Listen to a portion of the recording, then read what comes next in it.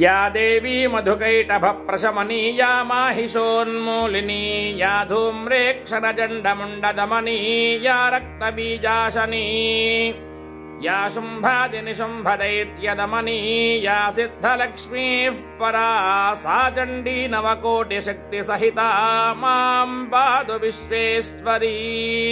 मातर्मे मधुकैटभग्निमहिषप्राणापहारोद्यमे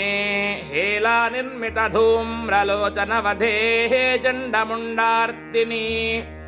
निःशेषीकृतरक्तबीजदनुजे नित्ये निशुम्भावहे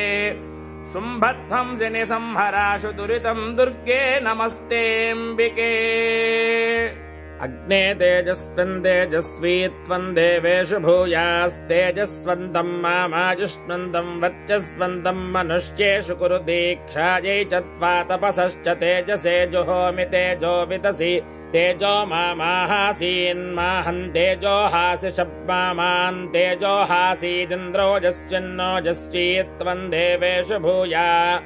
ओजस्वन्दं मामायुष्मन्दं वर्चस्वन्दं मनुष्येषु कुरु ब्रह्मणश्च त्वा क्षत्रस्य चौजसे जुहोम्योजो विदस्योजो मामाहासीन्माहमोजो हासि शम्मामा